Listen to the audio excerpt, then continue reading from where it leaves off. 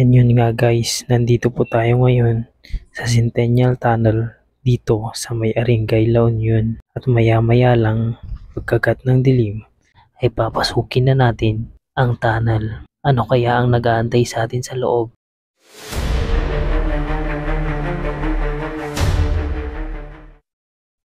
At dahil dumidilim na nga guys, sisimulan na natin ang ating exploration. Let's go! Yun nga guys, bago ako nagsimula, pinasok ko muna ang aking bike sa mismong entrance ng tunnel.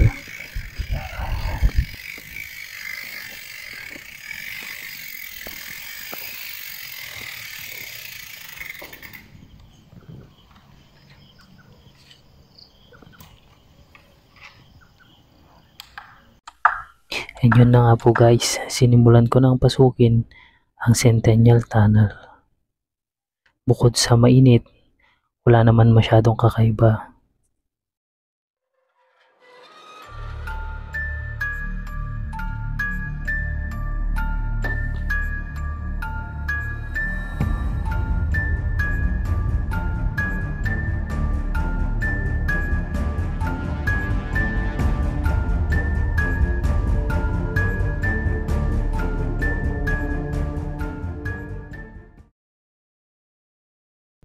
And habang papasok nga, parang yung feeling na may nakatingin sa likod. Diyan nga guys, may kakaiba akong tunog narinig na animoy tunog ng bakal. Narinig nyo ba yun guys? Pakinggan ulit natin in slow-mo.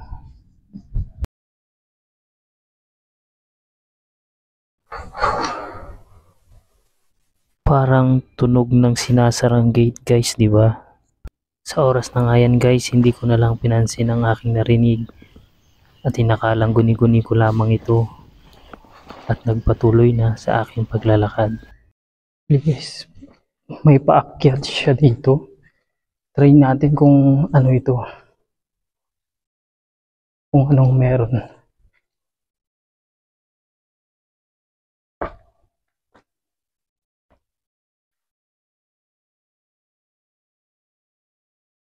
Ang haba pa lang guys. And kung titingnan mo medyo malayo-layo na rin tayo. So, dito na rin lang tayo. Tutuloy-tuloy na natin. Let's go! Disclaimer lang guys, bago pala ako pumunta dito, ay wala akong kaalam-alam kung ano ang history or background ng lugar na ito. Pero isa lang ang alam ko, may dark history ang tunnel na to.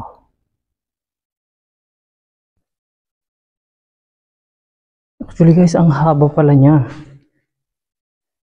Eh, medyo madulas-dulas na rin sa part na to. Hindi ko kung makikita. Sobrang haba. May hangganan kaya to. Pero try natin.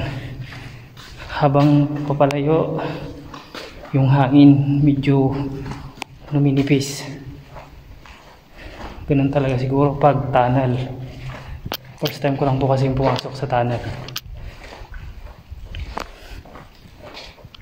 Oops, paniki. May mga paniki dito. Kung nakikita nyo po, wala na dead end. Butas. Medyo mabigat sa feeling pero amazing, maganda.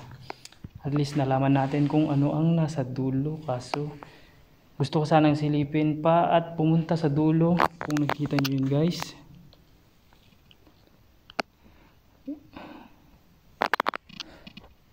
Kaso medyo madulas ang daan at di natin alam kung anong meron doon. Diyan nga sa part na yan guys, nag-iisip ako kung tutuloy pa ako o hindi. Pero nanaig pa rin ang curiosity ko, kaya tumuloy na rin ako. At sa part na yan guys, naisip ko, para naman may thrill, pinalitan ko ang flashlight ko ng mas maliit. Ito na siguro yung dulo. Laking butas.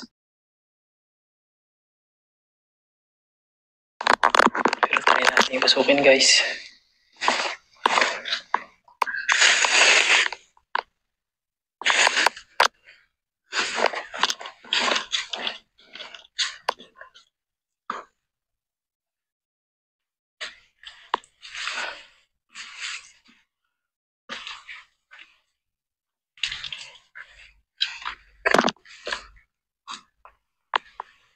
Teka guys, maghanap tayo ng pasukan.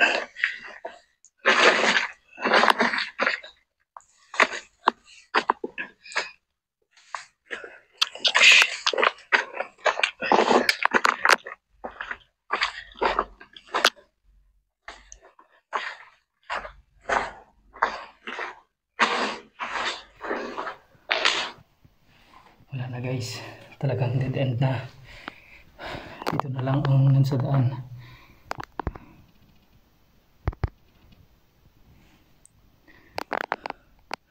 Wala na guys, kung nakikita nyo, lupa na lang. Tingnan mo, malapit na tayong, halos dumidikit na tayo dito sa may upper con niya, parang roofing niya.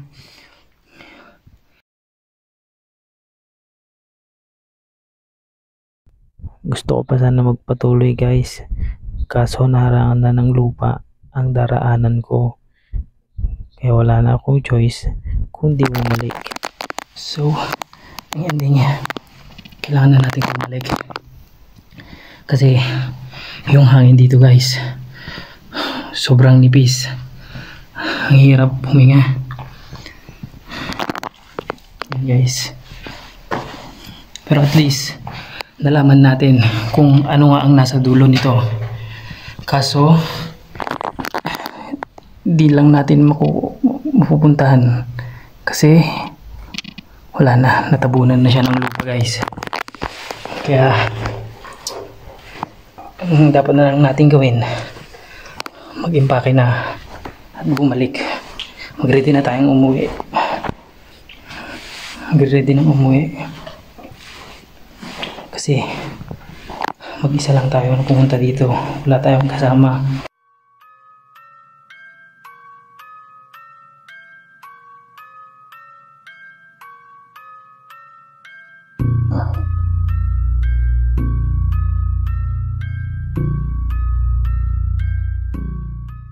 Yun po pala guys, kung makikita nyo, masyadong makipot ang daan.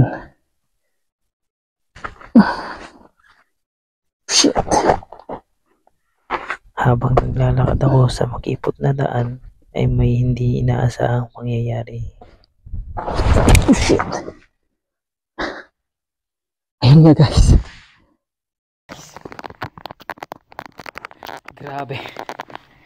Natumba tayo. Sa sobrang dulas ng daan. Grabe. Pero ayos lang tayo guys. Tuloy lang. Kahit natumba. Ouch.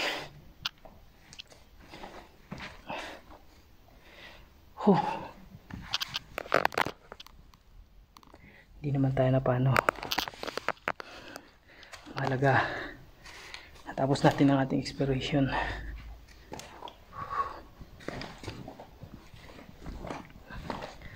Tayo'y aalis na.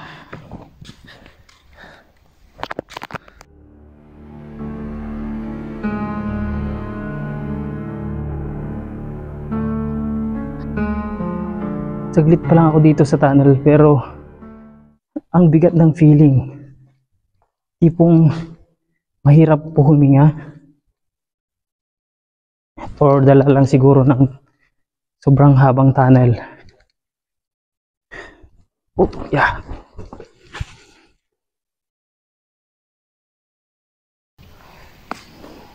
Sorry, medyo shaky yung video. Wala pa tayong proper equipment.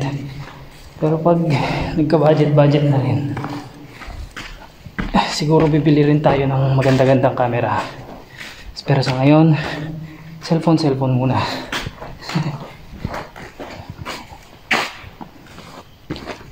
Wala talagang tao dito. Yeah. Kung tutusin, ako lang ang tao. See? Wala. And nandun yung bike ko sa dulo. Nag-bike lang ako papunta dito. At dito na tayo sa labasan.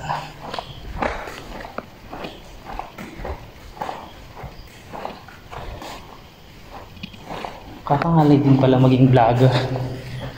Grabe. Paghawak ng camera, flashlight. Kaya mas maganda po may kasama kayo pag magpupunta kayo sa mga abandonadong lugar o sa mga lugar na wala masyadong tao. Mas maganda.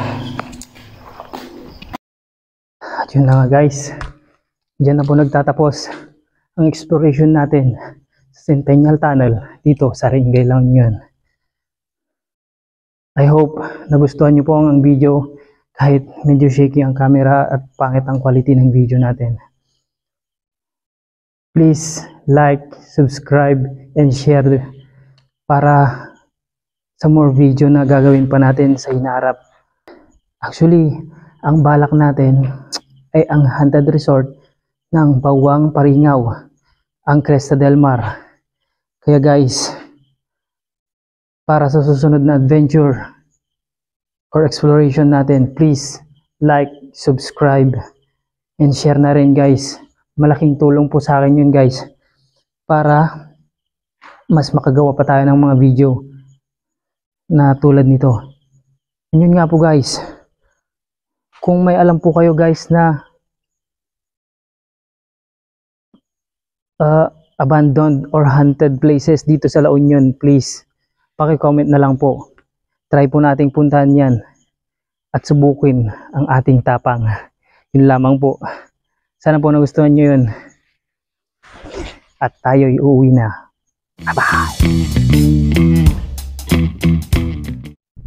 Bago ang lahat guys, maisingit ko lang. Kanina pala guys, nung dumating ako, may mga bata. Pumasok sila dito sa ilalim. And lumabas sila dito sa kabila. Dito po.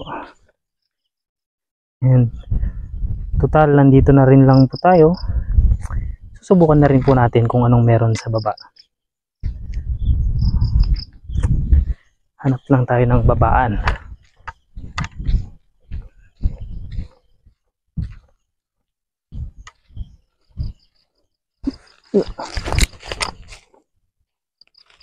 Oops.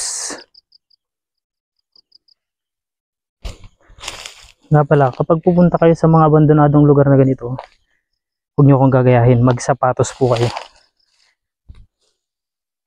Oops. Oops. Lasa ng ahas.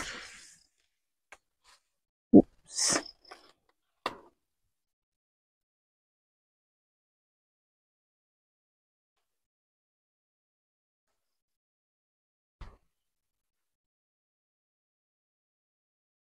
Yan po ang nasa loob ng kanal.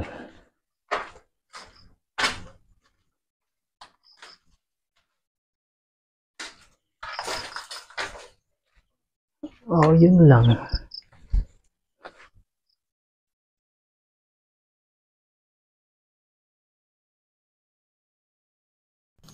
Dahil wala naman masyadong kakaiba, ay minabuti ko nang umakyat at maghanda sa aking pag-uwi.